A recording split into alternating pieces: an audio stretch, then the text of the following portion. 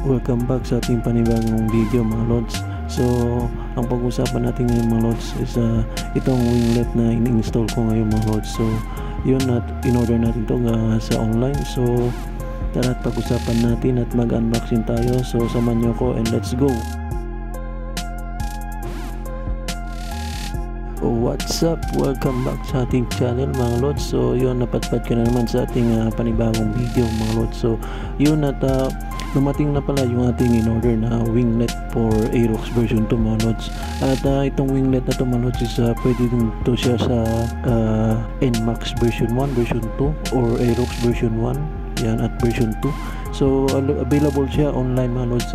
Online ko rin to nabili mga lods. So sa mga nagtatanong o gusto bumili ng o umorder ng winglet na ito mga lods is available yan sa online. So iwan ko lang yung link at yung click nyo lang itong yellow box ito mga lods. Yan, madadirect kayo dun sa seller mga lods. At ayun, at ito may dalawang klaseng winglet to mga lods. Meron na glossy carbon, meron din na semi carbon mga lods. So yung pinili ko mga lods is yung semi carbon upang mag-pair lang siya o magpantay lang siya dun sa ating pairings na ating Aerox mga lods. So ito siya mga lods. Yan, semi carbon lang siya para pumantay lang yung kulay niya dun sa ating pairings. So goods na goods yung mga lods, good quality. So ano pang hinihintay niyo mga lods? At click nyo na lang yung link at yung itong yellow box o yellow bag at available yan siya mga lods. So at ngayon mamaya samahan nyo ako mag-install tayo nito mga lods. At itong winglet na to mga lods, hindi lang to pang forma mga lods, may purpose to. At kadalasan nakikita to siya sa mga big bike o sa mga MotoGP na ginagamit pang racing. So samahan nyo ako and let's go. Few hours later. So yun mga lods, welcome back sa ating channel. At kung bago ka lang sa ating channel, huwag mong kalimutan mag-subscribe at follow ang ating Facebook page at TikTok mga lods. So huwag mo na rin kalimutan na mag-subscribe sa ating YouTube channel. So ito, ganito ang basic na pag-install ng winglet mga lods. So habang in-install ko ito mga lods, at pag-uusapan naman natin yung purpose ng winglet na ito mga lods. Itong winglet na ito mga lods, hindi talaga siya ito pang forma ng mga lods. May purpose talaga kung bakit ito ginawa, itong winglet na ito mga lods. So ito yung tatanggalin mo kung ikakabit mo yung winglet sa yung motor o Aerox mga lods. Yan, pipisilin mo lang yung parang butones na mga lods at ipupush mo pababa upang matanggal yung kanyang butones. Parang yan ito mga lods. So ganun lang siya kadali mga lods. So ayun, habang nag-install ako mga lods, pag-uusapan natin yung winglet. So ang winglet mga lods, nakikita talaga yan sa mga motor na mga big bike o yung ginagamit na pang sports bike na MotoGP o kahit anong brand na big bike na ginagamit pang racing mga lods. So ang winglet mga lods, nakikita talaga yan sa harap, na kadalasan nasa harap ng ating mga motor o ng mga big bike mga lods.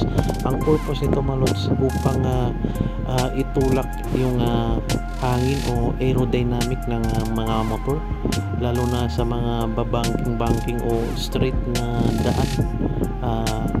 Pag bubulusok na yung motor ng big bike mga lods at yung rider, so yung pressure ng binibigay ng winglet mga lods sa ating mga motor is pinipress niya yung unahan ng motor upang magbigay ng stable na steady na maneuver sa mga motor mga lods, upang maiwasan yung pa-vibrate o paggigiwang-giwang ng unahan ng motor mga lods. Kaya minsan nakikita natin ito kadalasan sa mga big bike dahil ang purpose ito mga lods upang ma-press ng hangin yung unahan ng ating mga motor upang ma-maintain yung kanyang stability sa pagmamaneho o sa manubela mga lods. So yung winglet mga lods, at nagbibigay siya ng friction sa likod ng ating motor dahil yung ating makina mga lods is tulad nitong Aerox mga lods is nasa likod, dahil ang gulong ay nasa likod din. Iba naman yung tulad ng mga big bike na nasa unahan yung makina, dahil yung bigat na ibibigay nun sa ating motor is lalo na yung mga pang big bike is dapat lang talaga na may ganong position yung makina mga lods, dahil tulad nga ng sinabi ko, ginagamit yun pang banking, pang racing, dahil nakakatulong yun para upang ma-maintain yung control ng driver sa kanyang manibela o sa kanyang motor, upang may banking niya ng maayos o mailiko ng maayos yung kanyang motor, na may tulong na nagmumula sa hangin upang i-compress ang motor at itulak ang unahan ng motor pa baba upang magkaroon ng mas mahigpit o matinding friction sa kanyang manibela o pagbabangking mga lods. Yun ang purpose nitong winglet mga lods. Kaya maganda yung gulong naman sa likod is mabibigyan siya ng totally na mas mabigat na arangkada. Kaya mga lods. So ang pinagkaiba naman nito dun sa mga kotse o sports car mga lods, baka isipin nyo ano naman yung winglet na mula dun sa sports car. So ang purpose din ng winglet ng sports car mga lods, same lang sila mga lods, dahil yung bigat ng sasakyan o ng kotse o ng sports car mga lods is dahil yung gulong nun mga lods, yung umiikot nun is yung nakalikod, minsan dalawang gulong ang umiikot mga lods. So yung bigat na binibigay ng hangin mula dun sa likod ng winglet ng sports car mga lods is ipinupush itong sports car na ito pababa ng hangin, depende sa naayong speed na binibigay ng driver nito mga lods, upang ma-maintain yung stability ng motor o ng sasakyan. Kaya may winglet na ginagamit yung mga sports car at yung mga sports bike mga lods. So hindi lang ito siya pang forma mga lods, may purpose talaga. Kaya yung sa ating mga lods, hindi naman tayo